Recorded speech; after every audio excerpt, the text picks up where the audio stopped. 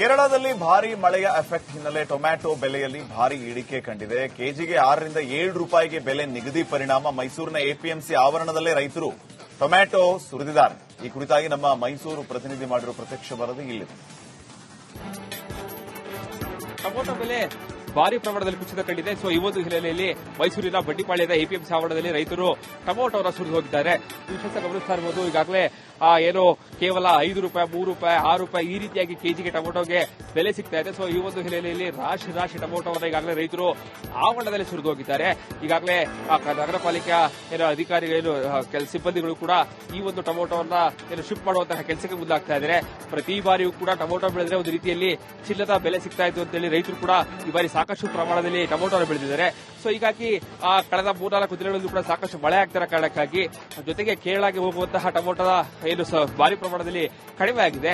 ಹೀಗಾಗಿ ಕೇವಲ 5 ರೂಪಾಯಿ, 6 ರೂಪಾಯಿಗೆ ಟೊಮ್ಯಾಟೋ ಬೆಲೆ ಕೇಳ್ತಾ ಇದ್ದಾರೆ. ಹೀಗಾಗಿ ರೈತರು ತಾವು ಬೆಳೆದಂತಹ ಖರ್ಚನ್ನು ಎತ್ತಕ್ಕಾಗೋದಿಲ್ಲ ಅಂತೇಳಿ ಈ ರೀತಿಯಾಗಿ ಆವರಣದಲ್ಲಿ ಸುರಿದು ಹೋಗ್ತಾ ಇದ್ದಾರೆ. ಹೀಗಾಗಿ ಬೆಂಬಲ ಬೆಲೆ ಸಿಗದೇ ಇದ್ದಲ್ಲಿ ಮತ್ತಷ್ಟು ರೈತರು ಕೂಡ ಸಂಕಷ್ಟಕ್ಕೆ ಈಡಾಗುವಂತಹ ಸಾಧ್ಯತೆ ಇರುವಂತದ್ದು.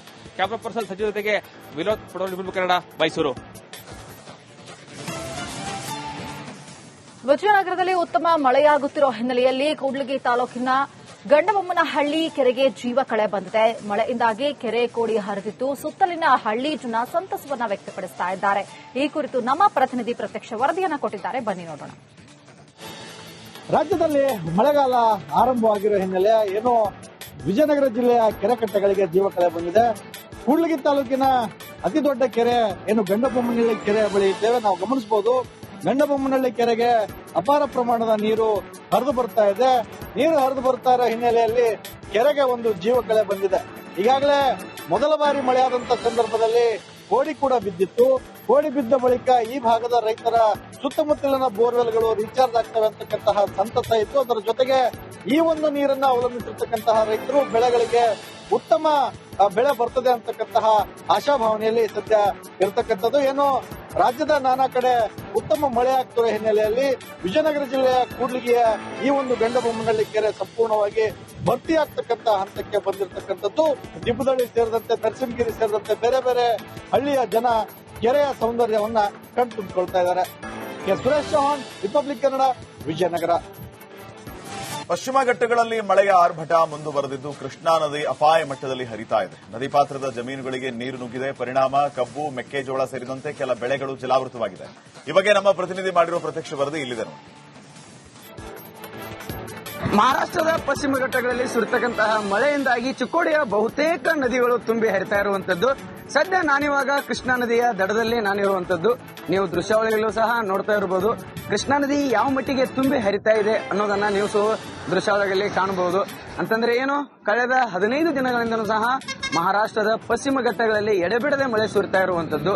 ಆ ಹಿನ್ನೆಲೆಯಲ್ಲಿ ಬೆಳಗಾವಿಯ ವೇದಗಂಗಾ, ಪಂಚಗಂಗಾ, ದೂದಗಂಗಾ, ಕೃಷ್ಣ, ಹಿರಣ್ಯಕೇಶಿ ನದಿಗಳು ಸಂಪೂರ್ಣವಾಗಿ ಅಂತಂದ್ರೇನು ಅಪಾಯ ಮಟ್ಟಕ್ಕೆ ಬಂದಿರುವಂತಹ ಪರಿಸ್ಥಿತಿ ಕೃಷ್ಣಾ ನದಿಗೆ ಆಗ್ತಾ ಇರುವಂತದ್ದು. ನೀವು ದೃಶ್ಯಾವಳಿಗಳು ಸಹ ಕಾಣ್ತಾ ಇರಬಹುದು. ಸದ್ಯ ಕೃಷ್ಣಾ ನದಿಗೆ 64,000 ಕ್ಯೂಸೆಕ್ಸ್ ನೀರು ಹರಿದು ಬರ್ತಾ ಇರುವಂತದ್ದು. ಅಂತಂದ್ರೆ ಏನೋ ಒಂದು ಪ್ರವಾಹ ಬರುವ ಭೀತಿಯನ್ನು ಸಹ ನದಿ ಪಾತ್ರದ ಜನರು ಎದುರಿಸ್ತಾ ಇದ್ರು. ಅದರ ಕಳೆದೆರಡು ದಿನಗಳಿಂದ ಮಳೆ ಸ್ವಲ್ಪ ಪ್ರಮಾಣದಲ್ಲಿ ಏನು ಬಿಡುವು ನೀಡುವುದರಿಂದ ನದಿ ಪಾತ್ರದ ಜನರು ಸಹ ನಿಟ್ಟುಸಿರು ಬಿಟ್ಟಿರುವಂತದ್ದು. ಕ್ಯಾಮರಾ ಪರ್ಸನ್ ಉತ್ತಮ್ ಜೊತೆ ಸಂಜು ಅರ್ಬಾವಿ, ರಿಪಬ್ಲಿಕ್ ಕನ್ನಡ, ಚಿಕ್ಕೋಡಿ.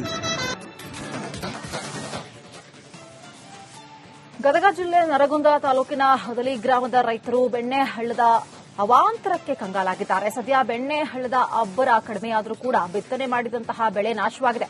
ಸರ್ಕಾರ ಸೂಕ್ತವಾದಂತಹ ಪರಿಹಾರ ನೀಡಬೇಕು ಅಂತ ಹೇಳಿ ರೈತರು ಒತ್ತಾಯಿಸ್ತಾ ಇದ್ದಾರೆ. ಈ ಬಗ್ಗೆ ನಮ್ಮ ಪ್ರತಿನಿಧಿ ಸ್ಥಳದಿಂದ ವರದಿಯನ್ನು ಕೊಟ್ಟಿದ್ದಾರೆ. ಬನ್ನಿ ನೋಡೋಣ. ಗದಗ ಜಿಲ್ಲೆಯಲ್ಲಿ ಬೆಣ್ಣೆಹಳ್ಳ ಉಕ್ಕಿ ಹರಿದು ಸಾಕಷ್ಟು ಅವಾಂತರ ಸೃಷ್ಟಿ ಮಾಡಿದೆ. ಅದರಲ್ಲೂ ಗದಗ ಜಿಲ್ಲೆ ನರಗುಂದ ತಾಲೂಕಿನ ಹದಲಿ ಗ್ರಾಮದ ಸಾವಿರಾರು ಹೆಕ್ಟೇರ್ ಪ್ರದೇಶದಲ್ಲಿ ಬೆಳೆದಂತಹ ಬೆಳೆ ಸಂಪೂರ್ಣವಾಗಿ ನಾಶವಾಗಿದೆ. ನಾವಿಲ್ಲಿ ದೃಶ್ಯದಲ್ಲಿ ಕೂಡ ನೋಡ್ತಾ ಇರಬಹುದು. ಬೆಣ್ಣೆಹಳ್ಳದ ದಡದಲ್ಲಿದ್ದಂತ ಸಾವಿರಾರು ಹೆಕ್ಟೇರ್ ಪ್ರದೇಶದಲ್ಲಿ ಬೆಳೆದಂತಹ ಹೆಸರು, ಮೆಣಸಿನಕಾಯಿ, ಶೇಂಗಾ ಸೇರಿದಂತೆ ಹಲವು ಬೆಳೆಗಳನ್ನು ಇಲ್ಲಿ ಬೆಳೆಯಲಾಗ್ತಾ ಇತ್ತು. ಆದರೆ ಇವಾಗ ಮುಂಗಾರು ಬಿತ್ತನೆ ಮಾಡಿದ್ರು ರೈತರು. ಇನ್ನೇನು ಚಿಗುರು ಒಡೆಯುವುದು ಬೆಳೆ ಬರಬೇಕನ್ನುವಷ್ಟರಲ್ಲಿ ಬೆಣ್ಣೆಹಳ್ಳ ಉಕ್ಕಿ ಹರಿದಿರೋದ್ರಿಂದ ಸಾವಿರಾರು ಹೆಕ್ಟೇರ್ ಪ್ರದೇಶದಲ್ಲಿ ಬೆಳೆದಂತಹ ಬೆಳೆ ಸಂಪೂರ್ಣವಾಗಿ ಸರ್ವನಾಶವಾಗಿದೆ. ಪ್ರತಿ ಬಾರಿ ಬೆಣ್ಣೆಹಳ್ಳ ಉಕ್ಕಿ ಹರಿದು ಬಂದಾಗ ನಮಗೆ ಇದೇ ಒಂದು ಸಮಸ್ಯೆ ಆಗತ್ತೆ ಅಂತ ಹೇಳಿ ಇಲ್ಲಿ ರೈತರು ಸಂಕಷ್ಟವನ್ನು ತೊಡ್ಕೊಳ್ತಾ ಇದ್ದಾರೆ. ಪ್ರತಿ 1 ಎಕರೆಗೆ ಸುಮಾರು 25ರಿಂದ 30 ಸಾವಿರ ರೂಪಾಯಿ ನಾವು ಖರ್ಚು ಮಾಡಿರ್ತೇವೆ.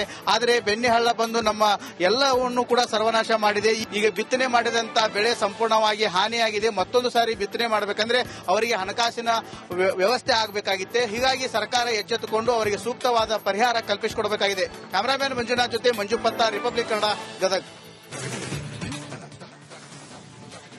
ಕೊಡಗು ಜಿಲ್ಲೆಯಲ್ಲಿ ವರುಣನ ಅಬ್ಬರ ತಗ್ಗಿದ್ದು ಇವತ್ತು ಶಾಲಾ ಕಾಲೇಜುಗಳು ಆರಂಭ ಆಗಿದೆ. ಮಳೆಯಿಂದ ಉಕ್ಕಿ ಹರಿತಾ ಇದ್ದ ನದಿಗಳ ಆರ್ಭಟ ಕೊಂಚ ಕಡಿಮೆ ಆಗಿದೆ. ಈ ಬಗ್ಗೆ ನಮ್ಮ ಪ್ರತಿನಿಧಿ ಸ್ಥಳದಿಂದ ವರದಿಯನ್ನ ಮಾಡಿದ್ದಾರೆ. ಬನ್ನಿ ನೋಡ್ಕೊಂಡ್ಬರೋಣ. ಕೊಡಗು ಜಿಲ್ಲೆಯಲ್ಲಿ ಕಳೆದ 3 ದಿನಗಳಿಂದ ಅಬ್ಬರಿಸಿ ಬೊಬ್ಬರಿಯುತ್ತಿದ್ದ ವರುಣನ ಅಬ್ಬರ ಈಗ ಸ್ವಲ್ಪ ಕಡಿಮೆಯಾಗಿದೆ. ನಿನ್ನ ಮಧ್ಯಾಹ್ನದಿಂದ ಮಳೆ ಆರ್ಭಟ ಕಡಿಮೆ ಆಗಿರುವಂತದ್ದು. ಕಳೆದ 3 ದಿವಸಗಳಿಂದ ಧಾರಾಕಾರ ಮಳೆ ಆಗ್ತಿತ್ತು. ಈಗ ಮಳೆ ಕಡಿಮೆಯಾದ ಕಾರಣ ಈಗ ಶಾಲಾ ಕಾಲೇಜುಗಳು ಕೂಡ ಇಂದಿನಿಂದ ಆರಂಭವಾಗಿದೆ. ಇನ್ನು ಭಾಗಮಂಡಲ ತ್ರಿವೇಣಿ ಸಂಗಮದಲ್ಲಿ ಕೂಡ ಸಂಪೂರ್ಣವಾಗಿ ಜಲಾವೃತ ಆಗಿತ್ತು. ರಸ್ತೆ ಮೇಲೆ ನೀರು ನುಗ್ಗಿತ್ತು. ಈಗ ತ್ರಿವೇಣಿ ಸಂಗಮದಲ್ಲೂ ಕೂಡ ನೀರಿನ ಪ್ರಮಾಣ ಕಡಿಮೆಯಾಗಿದೆ. ಉದ್ಯಾನವನದಲ್ಲಿ ಅಷ್ಟೇ ನೀರಿರುವಂತದ್ದು. ಇನ್ನು ಈ ಮಳೆ ಒಂದು 2 ದಿವಸ ಇದೇ ರೀತಿ ಮುಂದುವರೆದಿದೆ. ಇವತ್ತು ಕಾವೇರಿ ನದಿಯಲ್ಲಿ ಪ್ರವಾಹ ಬರುವ ಎಲ್ಲ ಸಾಧ್ಯತೆ ಇತ್ತು. ಸಾಕಷ್ಟು ಮನೆಗಳ ಸ್ಥಳಾಂತರ ಮಾಡಬೇಕಾಗಿತ್ತು. ಆದರೆ ಮಳೆ ಕಡಿಮೆ ಆಗಿದ್ದರಿಂದ ದೊಡ್ಡ ಅನಾಹುತವನ್ನು ತಪ್ಪಿದೆ ಅಂತ ಹೇಳ್ಬಹುದು. ಇನ್ನು ಹಾರಂಗಿ ಜಲಾಶಯದಲ್ಲಿ ಕೂಡ ಹಾರಂಗಿ ವ್ಯಾಪ್ತಿಯಲ್ಲಿ ಹೆಚ್ಚು ಮಳೆಯಾದ ಕಾರಣ ಅಲ್ಲಿ ಸುಮಾರು 18,000 ಕ್ಯೂಸೆಕ್ಸ್ ನೀರನ್ನು ನದಿಗೆ ಬಿಡಲಾಗಿತ್ತು.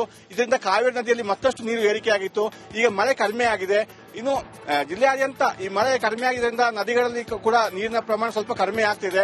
ಒಟ್ಟಾರೆ ಹೇಳಬೇಕಾದ್ರೆ ಈಗ ಕಳೆದ 2 ದಿವಸಗಳಿಂದ ಏನು ಮಳೆ ಸುರಿತಾ ಇತ್ತು, ಈಗ ಸ್ವಲ್ಪ ಆ ಅಬ್ಬರ ಕಡಿಮೆ ಆಗಿದೆ ಅಂತ ಹೇಳ್ಬಹುದು.